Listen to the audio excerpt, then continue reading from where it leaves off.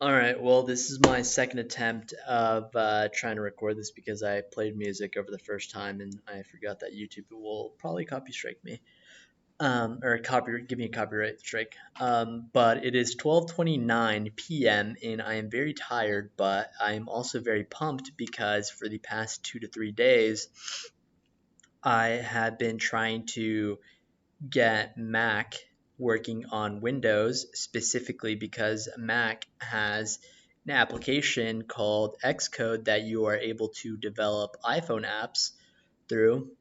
And there's not really many alternatives that are like good, um, like to do it like on Windows. So you either need to buy an actual Mac or you have to get Mac virtually. And for the past 2 to 3 days, that's what I've been trying to do. But I've been having like a lot of issues with Mac. Not just like so, for example, or just like a couple issues. Like I wasn't able to use the most recent release that they have, or like whatever the most recent version, which is Catalina.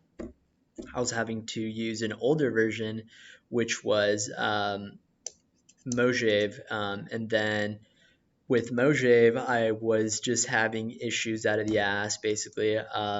I was and I'm gonna go ahead and load this up while I'm talking. But with okay, with Mojave, a couple of issues that I was having was that iMessage and iCloud and just like a couple other services, they weren't working at all. And also, what else? I mean, I'll just go ahead and mention like the biggest issue that I was having was that the virtual machine wasn't able to read USBs, or like the drivers, like the USB drivers. Um, so I wasn't able to plug in anything, even with me installing like the VMware tools, and then I also did it on VirtualBox. I tried it both ways. And so I ended up having to do it like a super complicated way, which is like you pair you plug in the phone to your like real computer, and your real computer is connected through Wi-Fi, and then you download the software on both computers, and you basically make your phone um, accessible through Ethernet, and so that's how you connect through, or that's how you would connect to it over here. That's how I ended up making it work with USBs. But what I didn't know is that trying to get it to read an iPhone is a completely different thing because in iPhone, like I think it registers like as a server, or I don't know. It's like really weird. But I wasn't able to get it to read it, and then after a while, using that like complicated method, it worked, and so the Mojave Mac was able to find the iPhone and stuff like that. But once I tried running Xcode with it, and in a minute I'll show you why I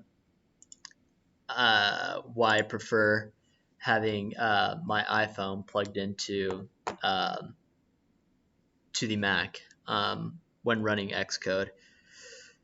So this is Xcode, and I'm just going to show you really quickly. So when compiling your programs, you're able to like debug them and stuff like that two different ways.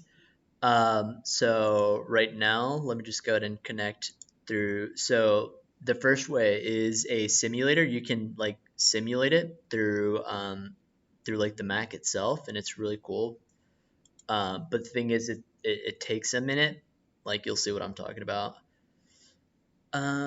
So yep, we're just waiting. And so there it is. But the thing is, it takes up a hot minute because I'm pretty sure it has to like boot up and everything. Um, okay, so it's booted. But yeah, you have to wait for it.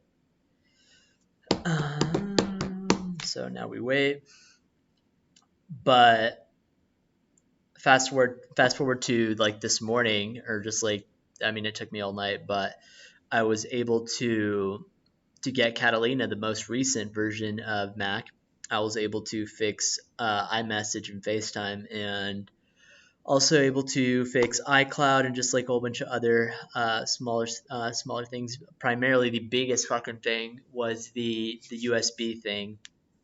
I was able to get that working, so that's awesome. And the thing that's really cool about Xcode, um, is that once you plug in your iPhone for the very first time and you run anything in general, or I mean, you really don't even have to run anything, but after you plug in your iPhone for the very first time on Xcode and you pair it up, you're able to disconnect your iPhone, um, from your computer entirely, and you're able to connect to it uh, via IP address. So that's that's pretty fucking sick, in my opinion. Okay, so we quit that. What did I just do?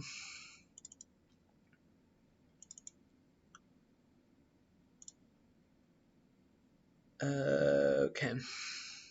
And so I'm pretty sure I would be able to just uh, okay. And so right here it should say that I'm connected to it via internet. It should. Yep. Okay. So right there it says that I'm connected via internet. And I'll just go ahead and compile it. And I'll also go ahead and make my camera bigger so you guys are able to see. Okay. Okay. And so I'm just going to press play and it should compile, hopefully. Okay, type in my password. Okay, and so it should be loading down here, but in a minute as well, I should be getting an error that my iPhone doesn't trust the certificate. So I'm going to go ahead and wait for that. And I don't know if the app is built down here, but I'll just wait until I get the error. And it's going to show up on the virtual machine. There it is. Okay. And you just go to General, scroll down to Device Management, Apple Development, Trust. Okay, so now that I have trusted, the app, I can press OK there, and I can just literally press the app, and it literally, it compiles, and that's like without any cables. So I thought that was pretty sick.